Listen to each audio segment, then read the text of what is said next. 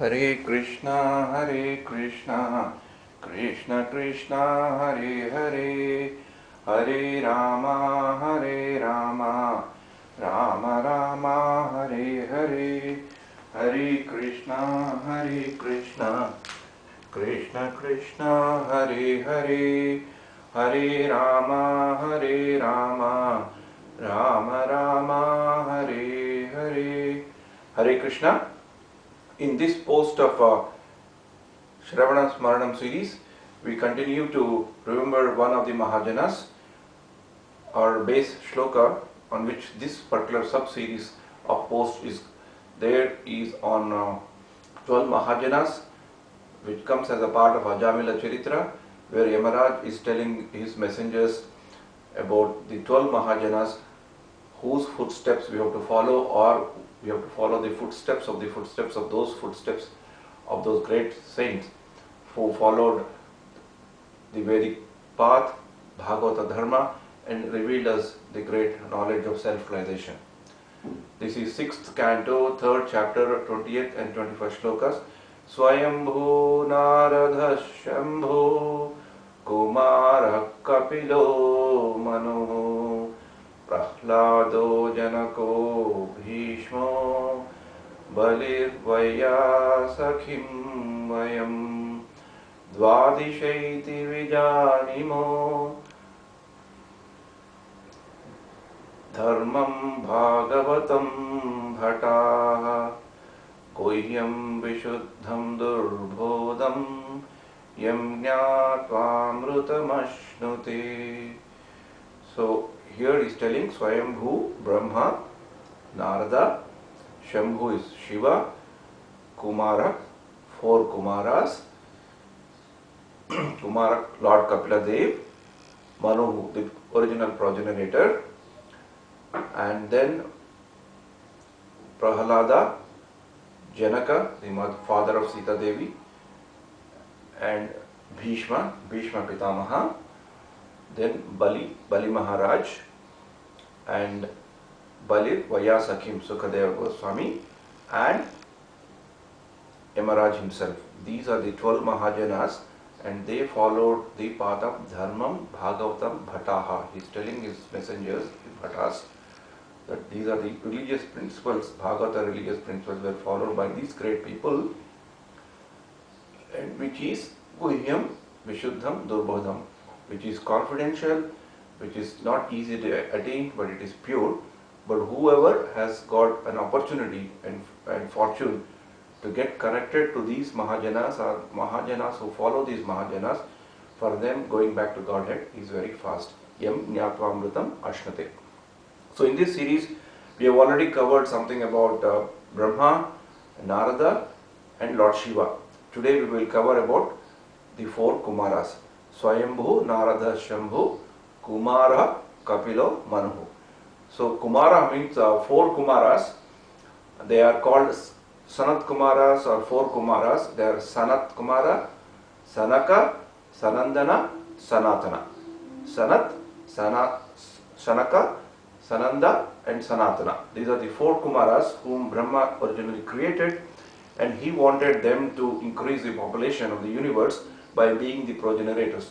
But being very, very self-realized right from the birth, they have refused the request of the Brahma, and they wanted it to be brahmacharis and take the path of self-realization and become jnanis and travel throughout the world.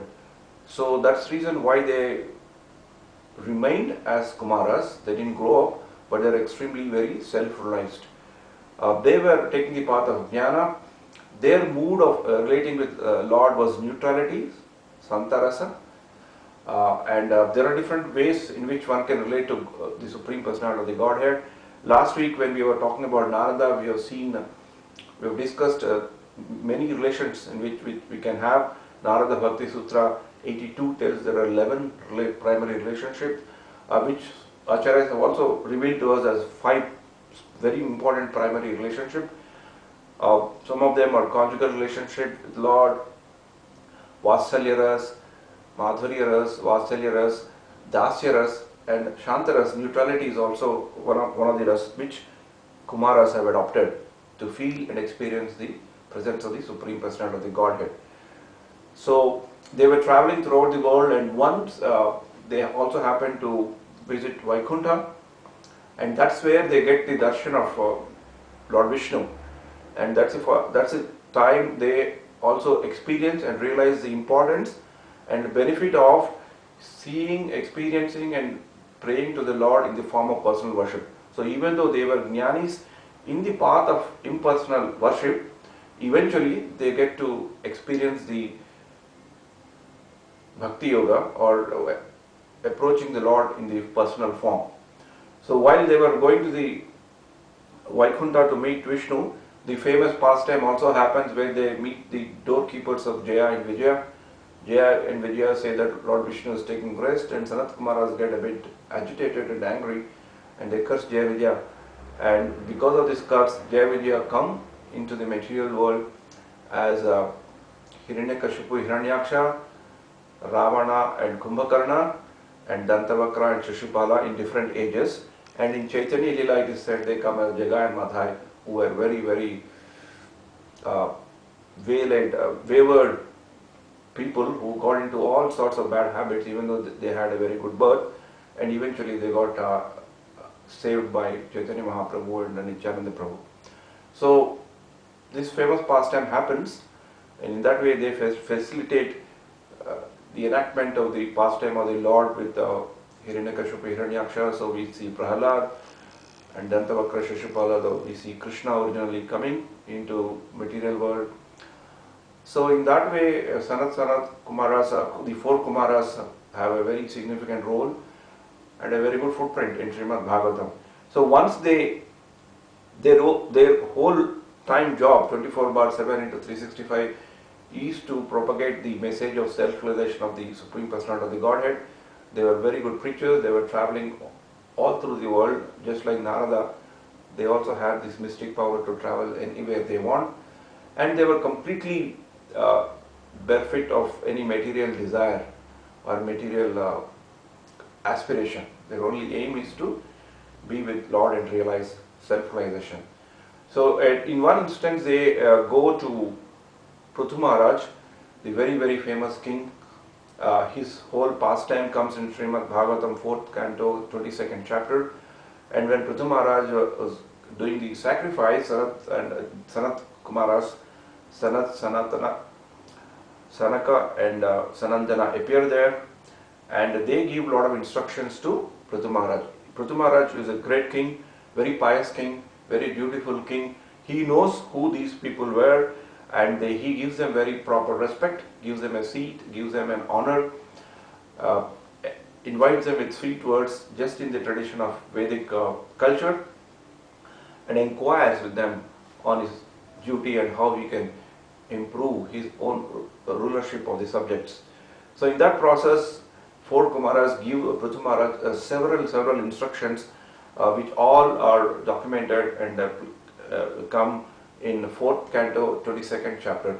So today, as a dedication to the greatness of this four Mahajanas, which are called Kumaras, we will try to remember one of the very wonderful instruction which they give of being in a benefit position as a devotee. So what is the benefit a devotee gets, which a jnani or another form of yogi doesn't get? This is what they tell Prithu Maharaj. The shloka is 4th canto 22nd chapter 39th verse. 4th canto 22nd chapter 39th verse. Yat pada pankaja palasa vilasa bhaktya karma shayam gratihatam utkrityanti santaha tatvan narikta matayo yatayo piruddha shroto ganastvam arnam bhajavasudevam.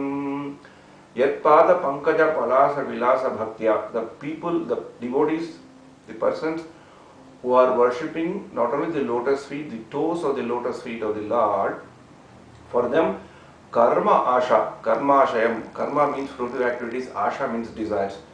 Karma Asha, for us, normally what happens with this, when we have this Karma and Asha, which we all experience, they become like a very hard knot that is very difficult to unwind or unknot. And in that knot we get tied up, right? In the whole life of our material existence, we are always getting tossed up and down because we totally get caught into this karma and asha. Karma shayam gratihatam utkrapyanti santaha.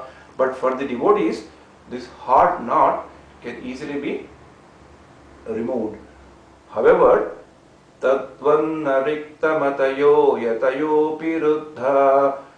For atheists, for yogis completely in the path of jnana, this knot becomes very difficult, even though they are trying their best to stop these waves of sense gratification, karma ashaya.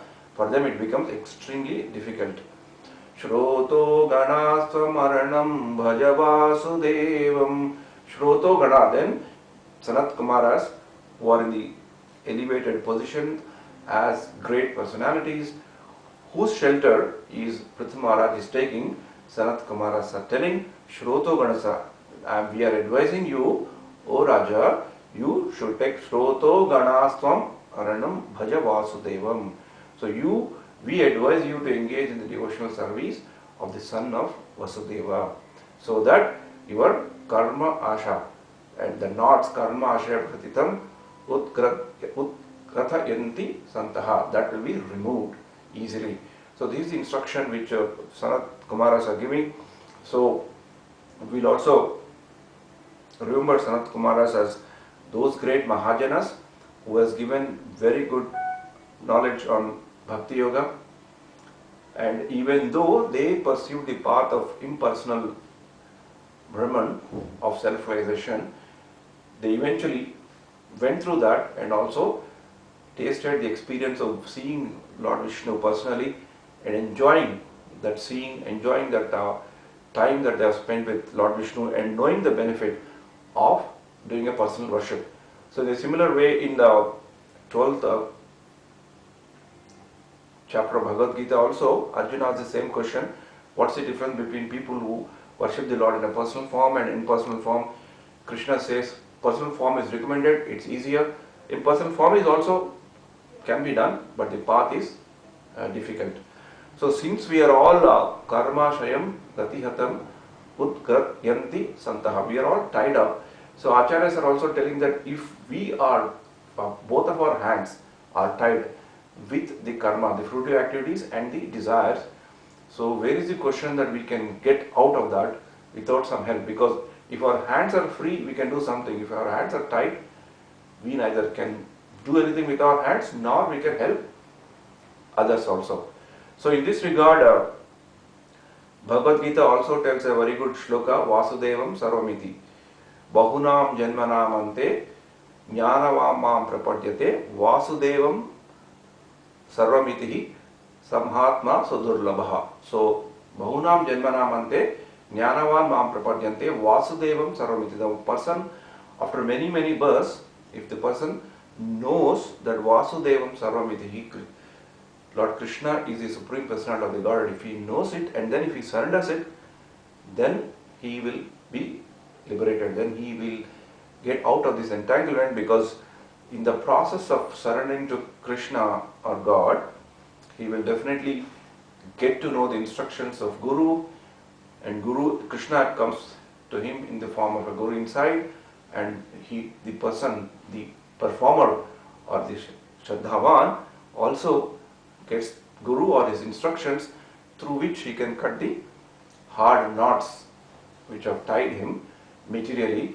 and then help him to take up the path of liberation, take up the path of devotion, to go back to Godhead.